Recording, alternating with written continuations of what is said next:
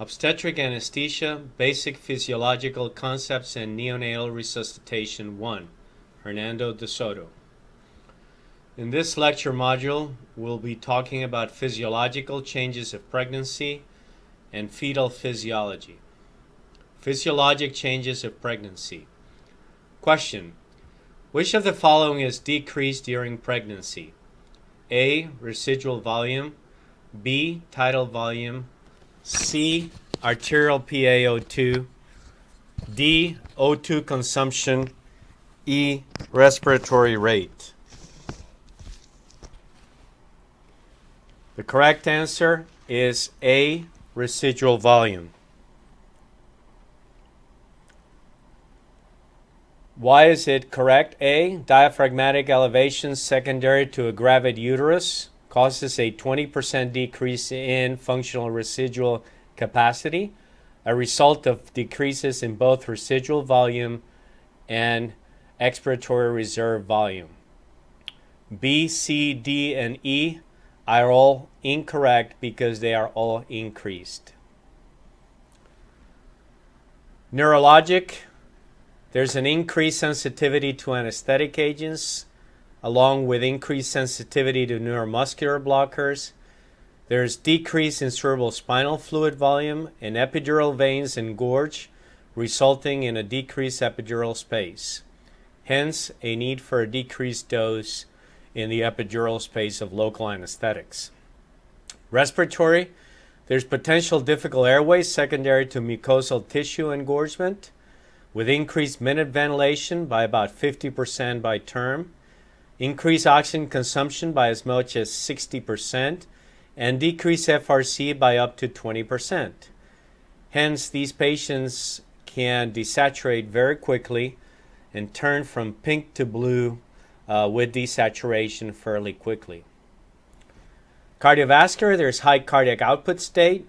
By term, cardiac output should increase by about 50% on both heart rate and stroke volume. The highest cardiac output occurs immediately postpartum. That has been asked in the past. 8 weeks it takes for cardiac output to be normal. There's a concomitant decrease in systemic vascular resistance by 20% with aortocaval compression. Gastrointestinal, there's a decreased tone in the lower esophageal sphincter and increased intragastric pressure.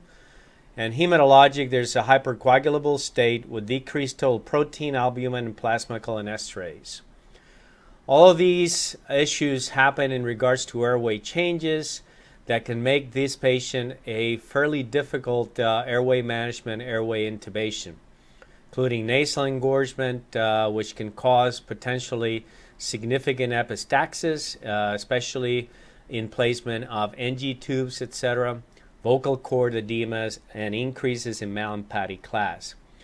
This was a study that was published a few years ago in which they looked at airway changes during labor and delivery. A, this is the same patient. A, this is before pregnancy, and B, toward delivery. Hematological changes, there's increased blood volume with lesser increase in RBC's volume, causing dilutional anemia. There's an increased risk of thromboembolic complications with increases in factor 1, 7, 8, 10, 12, and fibrin degradation products. And there's also a decrease in antithrombin 3. There's benign leukocytosis, which is difficult to differentiate from infection. In the kidneys, there's increase in progesterone after the third trimester with dilation of renal calyces, pelvises, and ureters. Glomerular filtration rate is increased by 50% and creatinine and BUN is decreased. The enlarged uterus can cause compression of the ureter at a pelvic brim with urinary stasis and reason for perhaps an increased incidence of urinary tract infections. In the liver, there's decreased albumin to globulin ratio with increase in free fraction of albumin-bound medications. This obviously, the drug that reacts with a receptor for a desired effect is that drug which is the free fraction.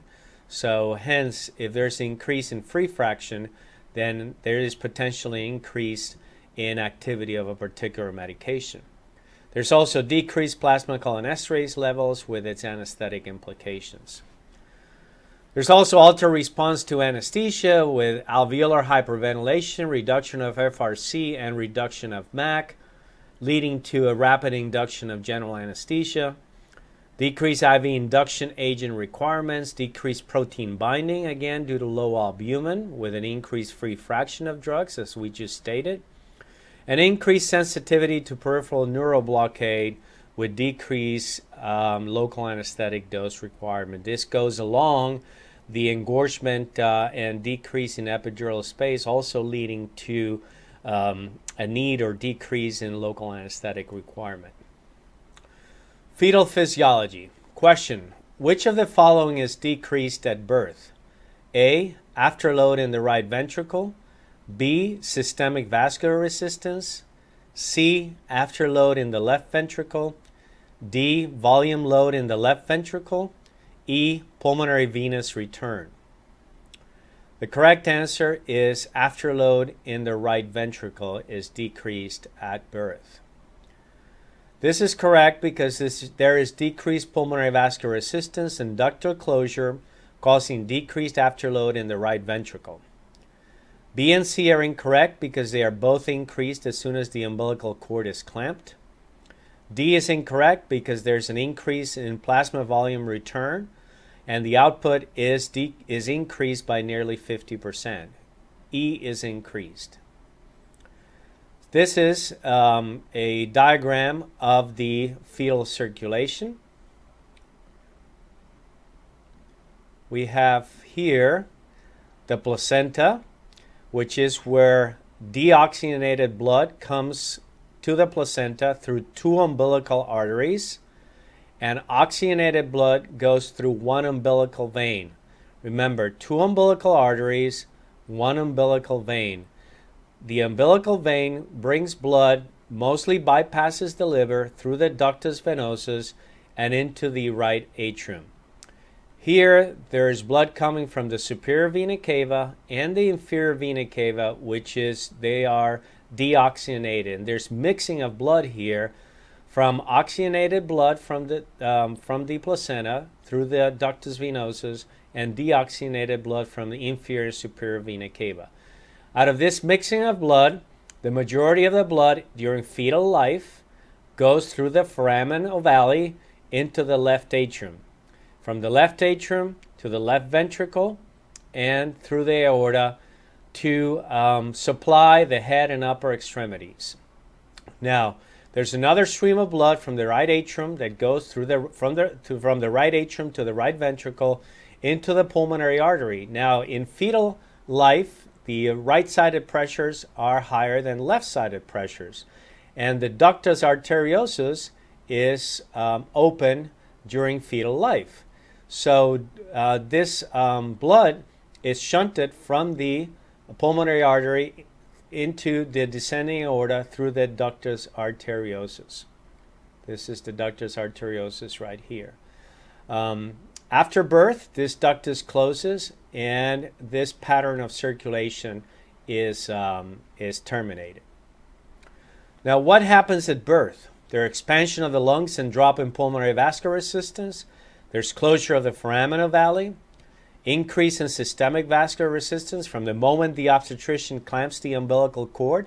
There's increase in systemic vascular resistance, and there's closure of the ductus arteriosus, which is due to vasoactive agents, but the main determinant of closure of the ductus arteriosus is PO2, is oxygenation. In the right ventricle, there is decreased afterload, decreased pulmonary vascular resistance and ductal closure. There's decreased volume load with eliminated umbilical vein return and output less than 25%. What happens in the left ventricle? There's increased afterload, the placenta is eliminated and ductal closure, and there's increased volume load with increased pulmonary venous return, output increased nearly 50%, and transient left to right shunt at the ductus. Hemoglobin F has a higher affinity for O2 or oxygen.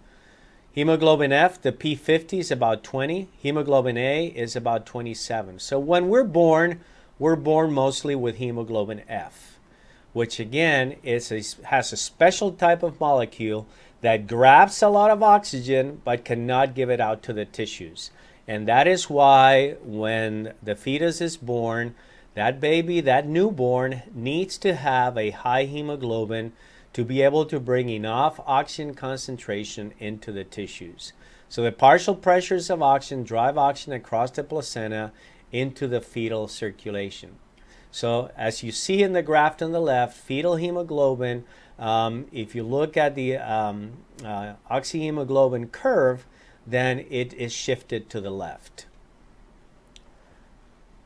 What are the normal UA values at birth and the normal UV values at birth? This is umbilical artery and umbilical vein. What are these normal values?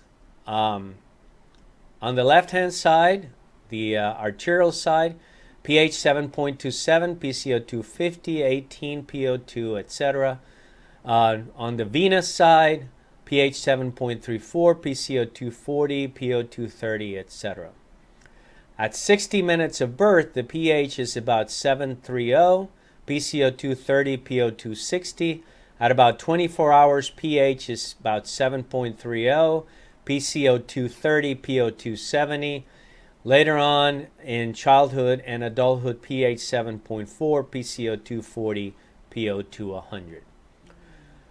Now, uterine blood flow is really the most important aspect of OB anesthesia. Whatever happens, whatever you do performing obstetric anesthesia, the most important thing is always to maintain uterine blood flow.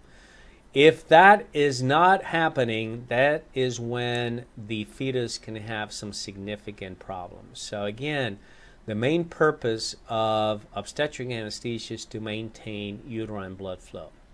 So uterine blood flow, a nice equation to remember is uterine blood flow equals umbilical artery minus umbilical vein over umbilical resistance.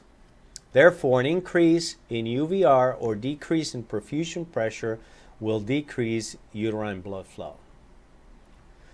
Now, uterine blood flow, again, uterine arterial pressure minus uterine venous pressure over uterine vascular resistance. What causes decreased uterine arterial pressure? Supine position, hemorrhagia, hypovolemia, any drug-induced hypotension. If you induce anesthesia, let's say, with propofol, or you get hypotension during a sympathetic blockade. Also, decreased perfusion pressure can happen with increased uterine venous pressure, like vena cava compression, uterine contractions, drug-induced uterine hypertonus, etc. What can cause increased uterine vascular resistance? Endogenous vasoconstrictors like catecholamines, if patients are in stress, in pain. Vasopressin in response to hypovolemia. What about exogenous vasoconstrictors like epinephrine, any vasopressors like phenylephrine more than ephedrine, and local anesthetics in high concentration? Thank you.